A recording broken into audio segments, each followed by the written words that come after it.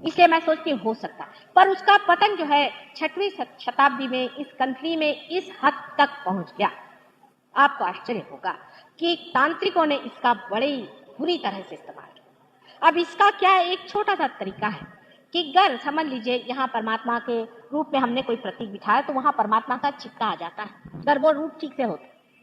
अब अगर परमात्मा का चित्त वहां है और वहां आप जाकर उस मूर्ति के सामने अगर व्यभिचार करें तो वहां से परमात्मा का चित्त हट जाता है। यह सही बात।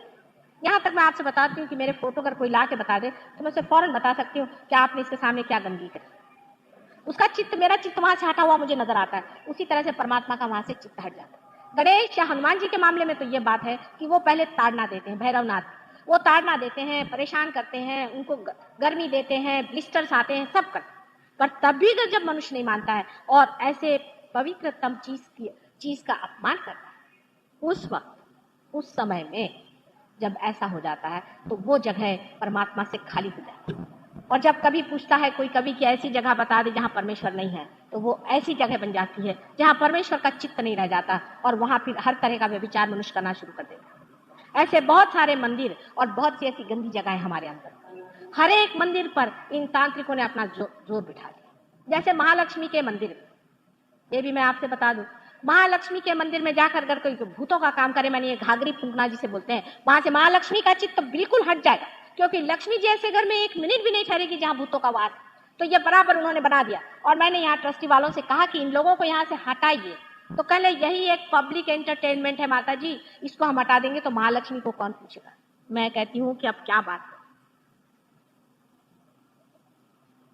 उस जगह इस तरह का भूतों का व्यवहार करना और भूतों को वहां लाना और उनसे सवाल पूछना कि घोड़े का कौन सा नंबर आएगा, इस तरह की गंदी बातें जब आप साक्षात महालक्ष्मी के मंदिर में, जो कि साक्षात यहाँ के महालक्ष्मी की जो मूर्ति है वो साक्षात है, 1000 बार जाके उसे मैंने जागरूक किया और बार बार उसे आप लोग गिरा दे रहे हैं, तो किस तरह का हर साल वहां पर होता है, हर नवरात्रों में ये धंधे यहाँ लोग।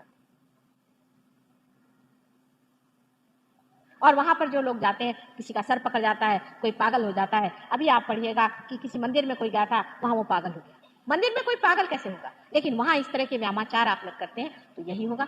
सब मंदिरों को खत्म करने की पूर्ण व्यवस्था हम लोगों ने कर दी, फिर बाहर दुकानें लगा दी अच्छे से।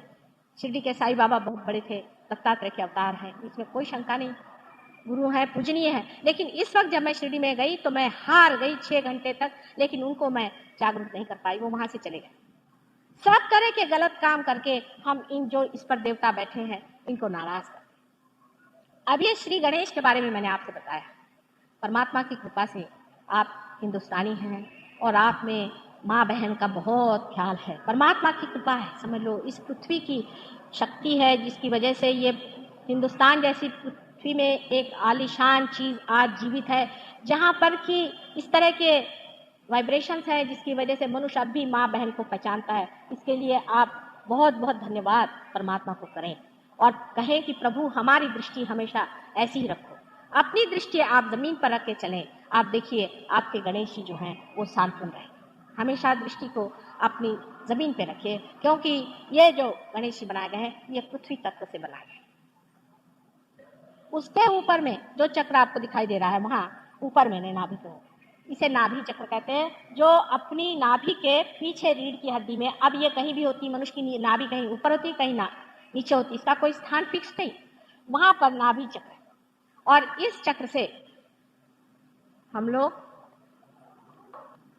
आप जानते हैं कि नाभि चक्र के कारण जिसे सोलर प्लेक्सस कहते हैं वो चलता है, और सोलर प्लेक्सस से हमारा सारा जितने भी खाने के जितने भी प्रक्रियाएं होती हैं वो सारी इसी प्लेक्सस से होती है, सोलर प्लेक्सस से, और ये उसको कंट्रोल करता है। पर अति सूक्ष्म इसमें ये आपके माँ से पाया हुआ, आपकी माँ से जुड़ा हुआ प्लेक्सस है। समझ लीजिए अगर किसी की माँ बीमार है, नाभि चक्र पकड़ लेगा, लेफ्ट साइड में उसका नाभि चक्र पकड़ लेगा। अगर किसी ने कहीं जाकर के गलत तरह का खाना खा लिया, खाने से संबंधित है क्योंकि खाना यानी अपने को माँ पहले दूध देती है और हम माँ से ही पहले खाना सीखते हैं, इसलिए इसका संबंध खाने से।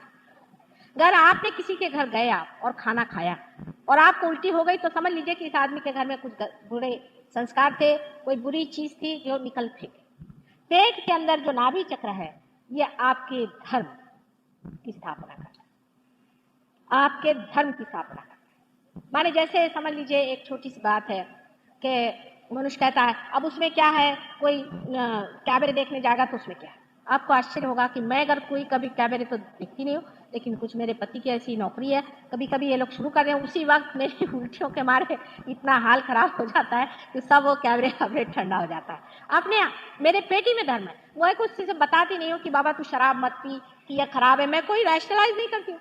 शराब तो मैं पी ही नहीं सकती। एक बार किसी ने इतनी सी ब्रांडी मुझे गलती से दे दी, मुझे बगैर बताए हुए, तो इतना सारा खून गिर गया। तब से मेरे हस्बैंड तो कहीं जाते हैं कहते बाबा इनको तो गलती से एक बूंद भी मत देना, मेरा तो जी घबरा। ये पेट जो है इसमें धर्म होता है, वही सब बैलेंस करते रहता है। आप देख लीजिए पेट की सारी बीमारियां आपको शराब और सारे मद्य से। हमें नानक ने कहा है कि शराब पीना मना है, मोहम्मद ने कहा है शराब पीना मना है। आखिर वो लोग कोई पागल थे जो बिल्कुल मना करके गए कि भाई शराब नहीं पी। लेकिन अब देखिए हम लोग धर्म के मामले में कैसे विपरीत हो जाते हैं। अभी ये दो आदमी हम देख सकते हैं जिन्होंने साफ साफ कह दिया, सबने हर एक बात नहीं कही लेकिन सबका मिला करके धर्म बनता है। लेकिन उन्होंने शराब को और मद्य को बिल्कुल मना किया है कि कोई सा भी नशा नहीं करना चाहिए, बिल्कुल मना है, पूरा नशा।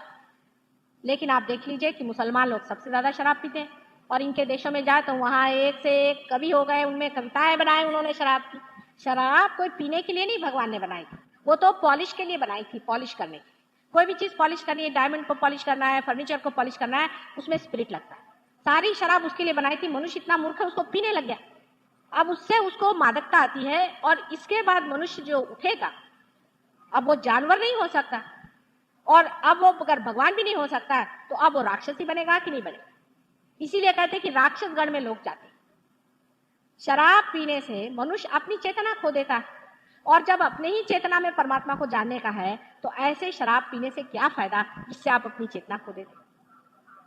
प्रोहिबिशन करने से नहीं होता है, वो अंदर ही से आपको सोच लेना चाहिए कि ऐसी गंदी चीज क्यों पिए।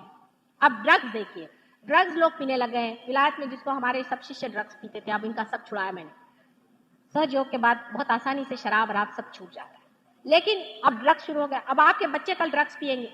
अब आप शराब पियो, आपके बच्चे ड्रग्स पिएंगे, उनके बच्चे पता नहीं और क्या पीने वाले हैं। और उसमें फिर कहेंगे कि देवता लोग भी सोमरस पीते थे। भाई देवता लोग अगर पीते भी थे और अगर सोमरस गंदा था तो आप क्यों पीते हो? उनका भी तो पतन इसी से हुआ है और आपका भी इसी से पतन होएगा। वो देवताओं के रास्ते पर अगर आपको चलना है तो पतन के रास्ते पे जाना है कि उनमें से जो उड़ गए, जिन्होंने शराब को छुआ भी नहीं, उधर जाने का। आपको अपने आदर्श को बनाना चाहिए और इस पवित्र सुंदर मनुष्य के इतने मूल्यवान जीवन को उसकी कुछ महत्ता रखनी चाहिए। अपने पे विश्वास नहीं, लेकिन अपनी महत्ता, अपनी पहचान, हम कितने ऊंचे हैं। और हम इस तरह की मूर्खता की बातें करें कि जो पॉलिश की चीज है उसको हम खा रहे हैं, बिल्कुल ये पॉलिश के लिए बनाया हुआ है। उसी तरह से तमाकू चीज जो है, इसको तमाकू आप कहते हैं, ये भी एक राक्षसी है।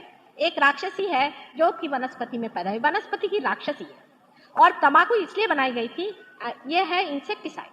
इंसेक्टिसाइड बनाया गया था कि सब दुनिया भर के कीड़े और ये वो होते हैं उसके लिए। अब वो हम खाने लग गए और उसको हम पीने लग गए। अब उसे कैंसर होने लग गया। लंदन में तो साफ साफ हर एक इस पे लिखा जाता है कि इससे कैंसर होता है, इसको मत पियो, तो भी लोग पीते। अब मेरी समझ नहीं आता है कि जब सामने दिखाई दे रहा है कि इसको नहीं पीना चाहिए तो क्यों पीते। कल ये फैशन है, ये चीज फैशन हो गई। माने मनुष्य अपनी जगह में कहीं खड़ा होता है या नहीं, कहीं अपने को देखता है या नहीं कि मैं कौन हूं।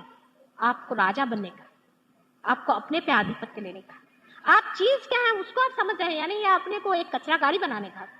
कल रास्ते में कहीं पड़ा हुआ मनुष्य मिलेगा। मैंने हमारे जीवन में, यहाँ मैं लंदन, यहाँ बॉम्बे में करीबन 24-25 साल से रह रही हूँ, हमारे साथ के बहुत बड़े बड़े लोगों को देखा, रास्ते पे पड़ा मिला, वहां मरता हुआ मिला। ऐसी ऐसी बातें सुनती मुझे आश्चर्य।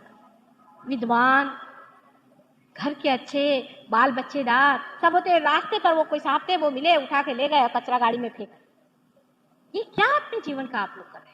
इसलिए नाभि चक्र पे जो चीजों की मनाई है ये सब गुरुओं ने की है। और ये जो गुरु हैं इसे हम वॉइड कहते हैं, भवसागर हमारे अंदर भी पेट में है, वहां पैदा होते हैं। आपके अंदर भी ये गुरु है। इनके मुख्य 10 अवतार हुए हैं। हम इनको ऐसा लें कि आदिनाथ जो कि जैनों के माने हुए हैं, वो इसके पहले अवतरण थे। दत्तात्रेय जी इसका ईसेंस है, इसका तत्व है, दत्तात्रेय इसका तत्व है। दत्तात्रेय जो है ये तीनों शक्तियों के जो बाल्य स्वरूप है, पवित्र स्वरूप है। और उसके बाद इनके अनंत अवतरण हुए, जिनमें से राजा जनक एक थे। उनकी लड़की सीता जी या आदिशक्ति थी, आप जानते हैं। लेकिन उनका फिर और कहीं अवतरण हुआ, वो आप नहीं जानते हैं। राजा जनक का अवतरण मोहम्मद साहब के रूप में भी हुआ है। और मोहम्मद साहब की जो लड़की थी, जिन्हें हम जानते हैं फातिमा बी नाम से, वो स्वयं साक्षात सीता जी थी। और उनके भी जो 2 लड़के थे, वो भी और कोई नहीं थे, बस हसन हुसैन। और हसन हुसैन पहले महावीर और बुद्ध के तरह से जन्म हुए थे। अब ये तो आप नहीं जानते हैं, लेकिन मैं तो माँ हूँ, मैं जानती हूँ, और आप भी जानेंगे जब आप कुंडलिनी पे उतरे। सभी सहजियों से विनती है, हमारे इस चैनल को सब्सक्राइब करके सहज को फैलाने में हमारी मदद करें।